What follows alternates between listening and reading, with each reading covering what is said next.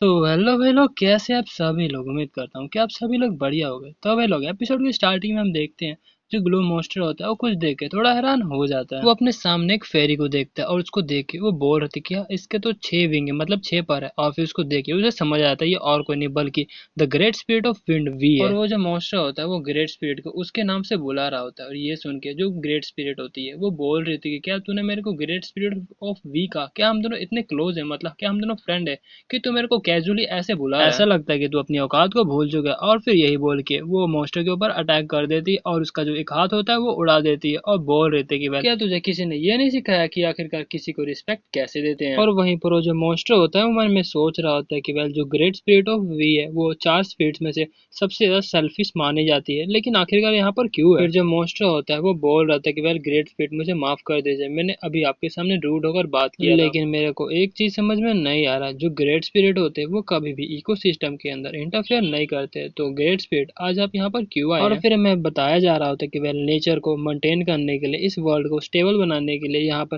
Total 4 great spirits present है। चारों great spirit में से सबसे ज्यादा सेल्फिश ग्रेट स्पिरिट और कोई नहीं बल्कि द ग्रेट स्पिरिट ऑफ वी है। मॉन्स्टर दोबारा से पूछते हुए बोल रहा होता है कि वेल क्या मैं जान सकता हूँ कि आखिर आप जैसी जो बीइंग है यहाँ पर क्यों आए हैं। फिर जो ग्रेट स्पिरिट होती है वो बोल रहे थे कि वेल मैं यहाँ पर आया हूँ ताकि तुमसे नेगोशिएट कर सकूं। फिर ये सुन के जो मॉन्स्टर होता है वो बोलता है कि क्या नेगोशिएशन में समझा नहीं। फिर जो ग्रेट स्पिरिट होती है वो बोल रहे थे कि वेल मैं ये चाहती हूँ कि ये जो दोनों इंसान है तुम इनको छोड़ दो, और ऑफ कोर्स अगर तुमने इन दोनों को छोड़ दिया तो मैं तुम्हारे कोई भी काम में इंटरफेयर नहीं करूंगी, चाहे तुम बाकी सभी इंसानों को मार ही क्यों ना दो। वैसे भी मेरे ख्याल से तुम ऐसा तो कर ही सकते हो क्योंकि ऑफ कोर्स तुम इन दोनों को यहाँ पर मारने के लिए तो सिर्फ नहीं आए। फिर जो मॉन्स्टर होता है वो बोल रहा था कि वेल जो ग्रेट स्पिरिट है वो डायरेक्टली अब नेचर के साथ इन्वॉल्व हो रही है और मेरे साथ नेगोशिएशन कर रही है, क्या ये सही है। फिर जो ग्रेट स्पिरिट होती है वो बोल रहे थे कि वेल हाँ तुमने बिल्कुल सही कहा, क्योंकि मेरे को अच्छी चीजें जो है काफी ज्यादा पसंद है और हाँ मुझे तू बिल्कुल भी पसंद नहीं है। फिर मॉन्स्टर दोबारा से अपनी बात को रिपीट करते हुए बोल रहा था कि वेल जहाँ तक कि मेरे को पता है जो ग्रेट स्पिरिट होते हैं वो कभी भी इकोसिस्टम के साथ इंटरफेयर नहीं करती,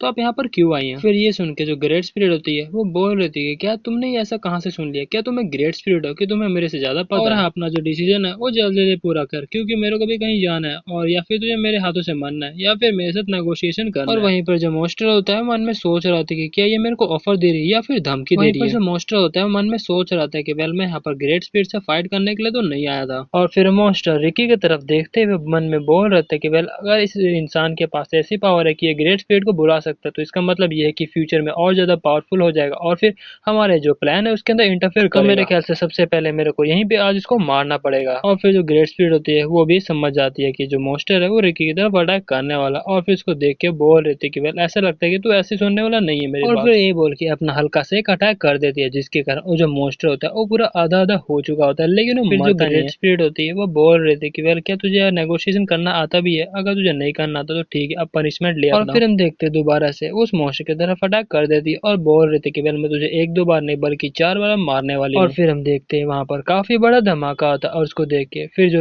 ग्रेट स्पिरिट होती है वो बोल रही होती है कि वेल अब क्या तुझे मेरी बात समझ में आ रही है, मैं यहाँ पर नेगोशिएशन करने आया हूँ क्योंकि मैं यहाँ पर ग्रेट स्पिरिट हूँ। अगर मैं चाहूँ तो तेरे को पल भर में ही खत्म कर सकते हो। और हम देखते हैं उस मॉन्स्टर का जो कि पूरा चपाती बन चुका होता है और फिर हम तुरंत ही देखते हैं कि जो मॉन्स्टर होता है वो अपने आप को रीजनरेट कर लेता है। फिर जो मॉन्स्टर होता है वो बोल रहे थे कि ठीक है मैं तेरे साथ नेगोशिएशन करने के लिए रेडी, और वैसे भी मेरे यहाँ पर आने का ऑब्जेक्टिव कुछ और ही है और उसको मैं फुलफिल करूंगा। और वैसे भी मेरे को कहीं और जाना है क्योंकि मेरा कोई और ऑब्जेक्टिव है। फिर ये सुन के जो ग्रेट स्पिरिट होती है वो बोलते है कि यार बकवास करना बंद कर, यहाँ से जल्दी से निकल, और फिर यही सुन के वो वहां से काफी जल्दी भाग जाता है।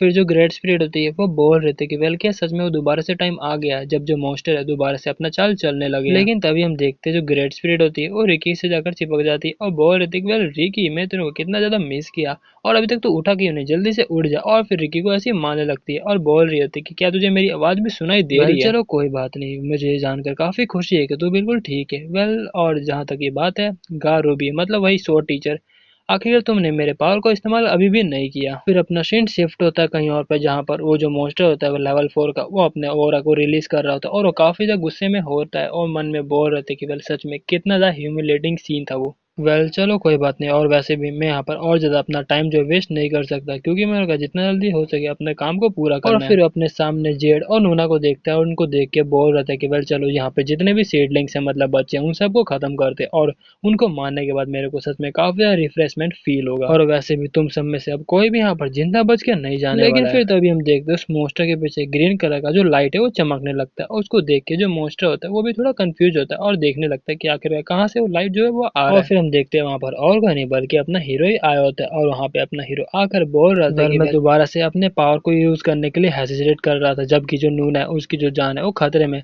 और मेरे को आखिरकार अपने जो पावर है उसको रिवील करने का जो सॉल्यूशन है वो भी नहीं मिल रहा है। फिर तभी हम देखते हैं जो मोस्टर होता है अपने हीरो के काफी पास आके बोल रहे थे कि तू यहाँ से भागा नहीं, चलो कोई बात नहीं, अगर तू वहां से भाग भी जाता है तो भी मेरे हाथ लग ही जाता और कभी ना कभी तो मर ही जाता। और वैसे भी मेरे हाथों से कोई भी बच के नहीं जा सकता। और यही बोल के अपने हाथों को लंबा करने लगता और फिर अपने हीरो का जो गला है वो पकड़ लेता है। और फिर अपने हीरो के गले को दबाते हुए बोल रहा था कि तुझे क्या पता है, जब भी कोई किसी के गले को दबाता है तो कितना ज्यादा मजा आता है। लेकिन तभी हम देखते हैं जो अपना हीरो होता है उस मोस्टर के हाथ को पकड़ता है, उसको वहां से उखाड़ के फेंकते हुए बोल रहे थे कि हमेशा तू ऐसा क्यों करता है, मतलब क्या तेरी आदत हो चुकी है दूसरों को मरवाना, और अपना बकवास करना बंद और कर। फिर काफी कोल्ड लुक देते हुए बोल रहे थे कि तू मेरे को कभी भी नहीं मार सकता, क्योंकि तू मेरे सामने कुछ भी नहीं है। और फिर ये सुन के जो मोस्टर होता है उसे काफी तक गुस्सा आ चुका होता है, और फिर अपने बड़े बड़े हाथों को लंबा करते हुए अपने हीरो की तरफ भेज देता है अटैक करने के लिए।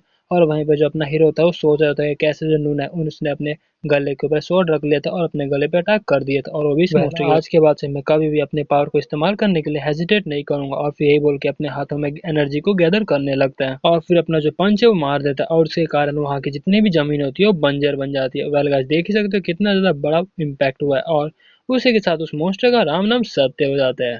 तो भाई लोग आज के लिए इतना ही, मिलता है अगले एपिसोड में, तब तक के लिए टाटा बाय बाय और sayonara।